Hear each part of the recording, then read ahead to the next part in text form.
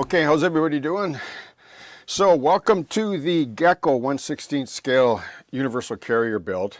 For those of you that are new to the channel, if you go on to the homepage on our videos, you see there's a series like this.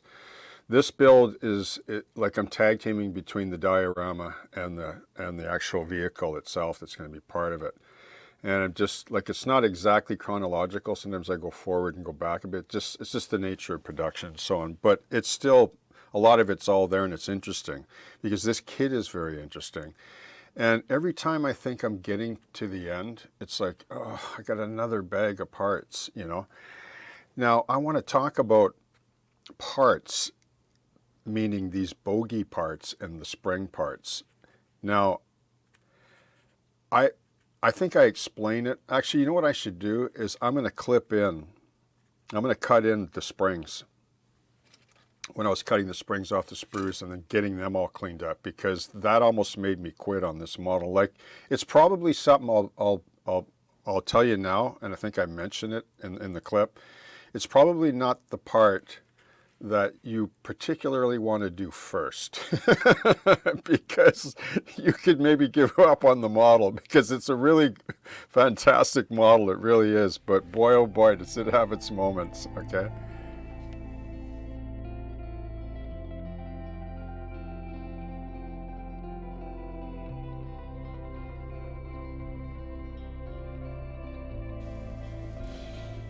How's everybody doing?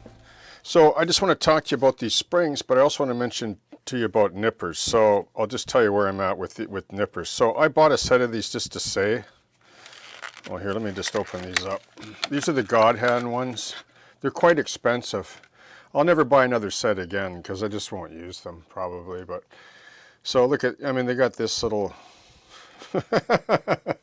Okay, right? You know what happens to this, right? No, look, I know it's to protect these, but you know what? I bought these at Inner City Trains and Hobbies. These are Xuron, Xuron. I think these were like, oh, I don't know what they were, 20 bucks or something. These are as good a nippers that I've ever used for the money. Okay, so you don't need to go this route. This is sort of decadence in a way. This is practicality, and I've always been one to go for the practicality.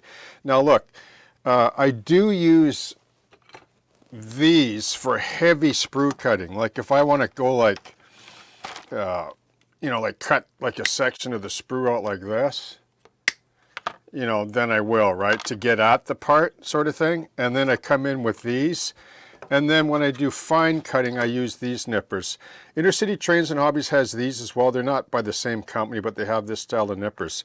So I'll give you an example. So here are the dreaded springs. Okay. Now do not, if you build this kit, do not start with the springs first, or you'll become discouraged at the whole build. Oh, I don't know. It depends on your build style, but I'm glad I saved these for near last. Like this is the last sort of components that I'm going to build here. You can see on the plan. Right? Look at the spring setup. There are these larger ones here, and then these inner ones, and then this, you know, these cylinder pins or whatever that they sit on, and then they go into the assembly. So I already broke, like, here's like a bunch, like I did all these already. Well, I don't need to touch those. I can just show you on here. So I find that when you're going to do the springs, get yourself a pack of number 225 5/32 tube and number 212 80 thou rod. The 5/32 for the larger springs to hold them and paint them, and then the equivalent for the smaller is 80 thou rod 212. So I'll show you. So I haven't nipped these off yet, but I'm going to show you. So see how those slide in like that? So you can hold the spring, right? Like this. So when you nip off these gates and sprues, you're going to break some of these. I already broke like I don't know how many, and you should glue them right away. And just to be clear, I'll show you the cement that I use. I use Plastric Weld, like a fresh bottle, and I put a bead on the end and I just touch them together, and they seem to grab almost right away, and then I lay them aside. So you're going to break a few. Now I put them on here because when I nip off the remainder of the sprue, I try to cut them. Like, where can I do one here? So I try to, yeah. So the jury's out on these smaller ones, but I think what I'm going to do is I'm going to just nip them right to the spring. Like I'm going to go there. See how I cut the big chunks? I cut the whole sprue section out of the fret, like, you know. So I'll try that, that. So part of the problem is when you nip these off, like it can cause a fracture in the spring. So when you're cleaning them up, like sanding them, which I'll show you, what happens is they're probably weakened. You know what I mean? But you know, it's model building and you can repair them, and they will be sitting over top of this pin or cylinder piece anyway. So it's not like they're standalone, like they have a support, but they are very, very fiddly. So now that I have that spring cut, I need to clean them up a bit. Maybe not so much these inside springs, because they're going to sit inside like this, see?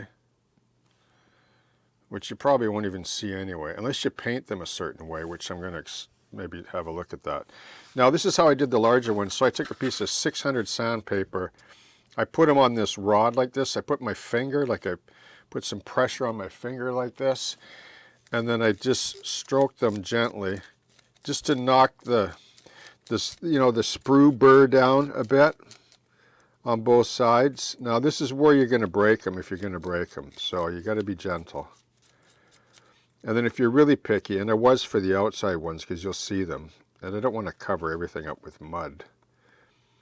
I want to show the fidelity of the springs. That's part of the feature on the model. And I just clean them up like that, and they clean up really good.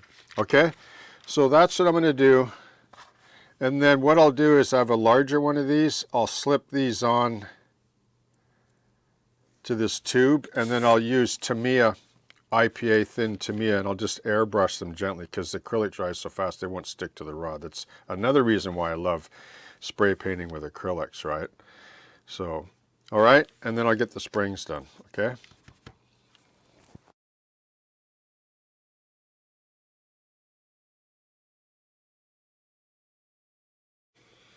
Okay, so there you have it, the springs, the dreaded springs.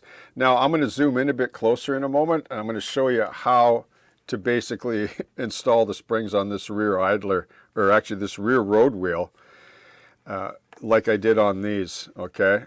They're pretty cool. Like when you get them together, you almost got to use your teeth in both hands to put them together, but when you get them together, they look quite good. But let me just mention a couple other things. So they give you quite a few wheels and parts. Like I have another bag of parts somewhere buried here, like with the idler arms and the and wheels. Like there's no shortage of wheels on this kit. So if you mess up, maybe that's why they did that. Because if you get the wheels backwards and you glue these together, you're really hooped. Okay, so and the instructions are not. I mean, they're AutoCAD drawings. Like I'll just show you quick here before I show you how to do the springs, but I'll show you basically what you're going to be dealing with in terms of putting the actual wheels together. Here's the drawing, okay? So they just sort of give you exploded views, that's it. Like there's no text really. And you got to try to make sense of it. So you got to do dry runs, you know, to get it figured out. There's that there, and then here's the pins that we just discussed, or sorry, the springs and the pin. Okay, and I'll just say this, that I basically painted these separately, right? Like here's the pins that hold the springs, and then the springs are on these rods, and I painted them a little bit different color. Like the inner ones are a bit darker. I basically painted them dark umber, and for those of you that wonder about umber, to me umber, it's just black and brown about 50%, like give or take. Like I don't mind if the color shifts as I'm building a model, because I want color shift all the time if it's close. And then I basically dusted buff over top with some mauve as well on these outer springs, kind of based on, let me just show you a photo just to give you a little bit more context. Like I have this photo here I picked up off of Google Images. This is maybe a little bit too weathered, but it was a good guide to help me basically, you know, okay, to kind of give me direction as to where I'm going, and it kind of inspired me to do the springs that sort of different color like that, just because there's so much detail there, and I didn't want it to get lost by just blowing olive green onto everything. Okay, so let's zoom in a bit and let's have a look how these springs go together and how they sit in this particular bogie assembly, okay?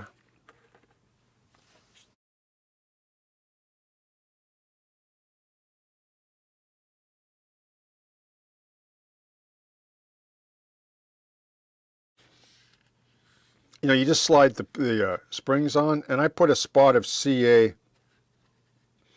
on the inside. There's a little hole there, you know, like on this side as well. And I got the first one started, like I just got the spring assembly on there, and I just slipped them in a bit, CA'd them in place, CA'd it in place, so those are on. So those won't articulate. Like you have to decide which ones aren't going to work, like be sprung. Otherwise, well, I'll show you what'll happen. So these will be sprung like on these other ones that I showed you. So the small one goes on first. Okay, remember? I pointed that out. Oh, see, there goes the spring onto the floor. Okay, hold on. Okay, here it is, right? So it bounced in the place that it would never bounce. If you drop this like 100 times, it would never go to that little spot that it did. Okay, so those go on like that. And then I bring this up.